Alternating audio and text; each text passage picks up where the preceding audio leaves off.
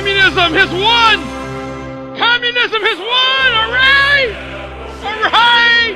Socialism has prevailed! The government now owns the majority of the mortgages of the majority of the homes in this country. We own the largest insurance company in the country. We're going to own a bank or two. Oh, man. Isn't it great?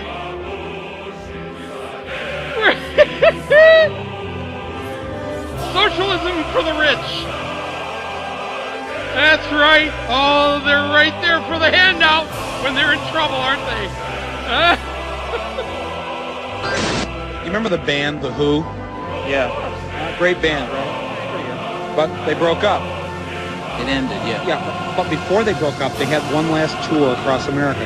So we all got to see them. Well, you know, communism, when it died, when it broke up, we didn't get a last tour. We didn't. I think they ought to come back for a comeback tour. Well, that's what we're going to do. We're going to send communism on one last tour across the United States. Can I go? You want to go on the trip? Yeah. You like that? That'll work. I'm impressed. That'll work. TV Nation decided to haul communism across the United States one last time. So we got a big truck, hired a teamster named Al, One box of little red books. and loaded with every piece of commie paraphernalia we could find. One life-size poster of Vladimir Lenin. One bundle of the Revolutionary Worker. Disgrace. That's what I think. I don't want to even get into any concentrations here. One Chairman Mao t-shirt. It's communist. It's not for me. One Gorbachev doll. One president of the Communist Party of the United States of America. No, Gus. You don't have to go. No, you can't. Just a joke. All right. Did J. Edgar Hoover ever say to you, I'm not in this dress because I'm spying on you. I'm wearing it because I love you? No, he never did. No, I have to say he didn't. Is that these guys, all that stuff they've been telling us all these years about go capitalism, free market, free enterprise, they don't believe in any of that. They don't believe in free enterprise or free market. They want socialism for themselves. They want a handout and a net for themselves. To hell with everybody else, but give it to them. And I think really what we're seeing here right now with them, with the banks, we're seeing the end of capitalism. The end of capitalism as we know it, and I say good riddance. It hasn't helped the people or the planet. Really what we're seeing here right now with them, with the banks, we're seeing the end of capitalism. The end of capitalism as we know it, and I say good riddance. It hasn't helped the people or the planet. Really what we're seeing here right now with them, with the banks, we're seeing the end of capitalism. The end of capitalism as we know it, and I say good riddance. It hasn't helped the people or the planet.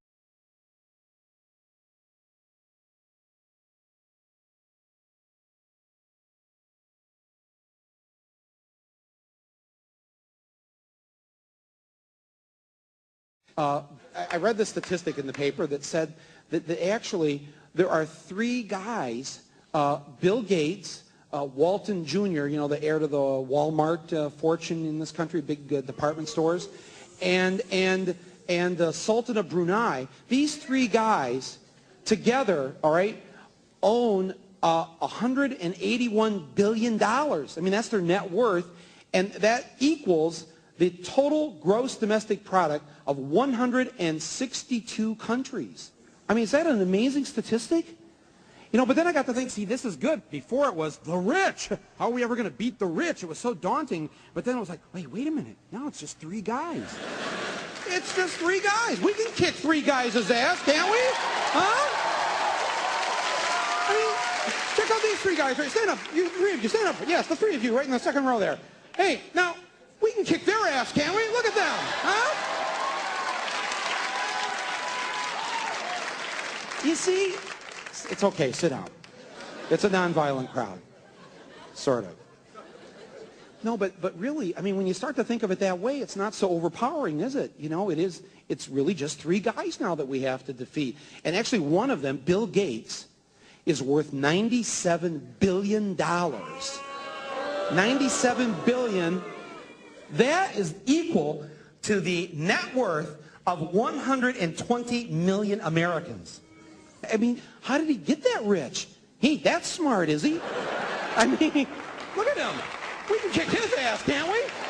That's just one guy. One guy. Well, I got to thinking, you know, if the rich are really supposed to be smart, well, how smart are they? So I decided the way to find out was to challenge them to my own quiz show. Rich people rule the world. Boy, they must be pretty smart. But just how smart are they? To find out, we pit wealthy people against working people in a test of common knowledge. Meet our contestants from upper crust Madison Avenue, New York, and blue-collar Pittsburgh, Pennsylvania. Now let's play Beat the Rich.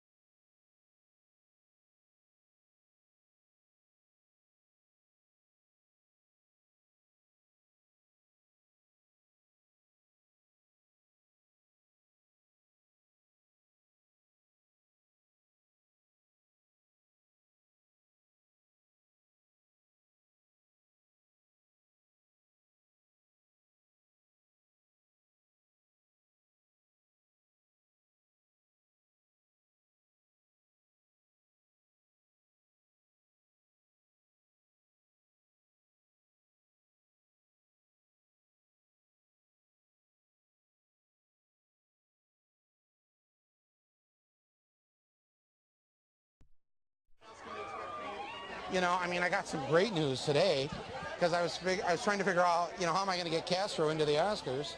And for me, he resigns today so he can come to LA and go as my guest and perhaps give the acceptance speech, you know, as long as he keeps it under 5 hours. I think everybody would love that. I'm telling you, it's got to be a ratings grabber. Can you imagine him like showing up? Huh? As your date? Actually, if I could talk to Gil Cates and maybe get Castro in a dance number at the beginning of the show. That would be Great. great. Oh, oh.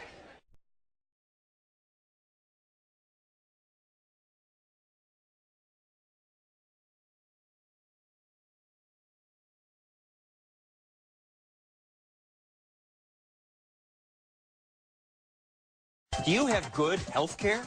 Lately, I've heard that we Americans get terrible care. But in Canada, Britain, even in Cuba, people get much better care. Hello?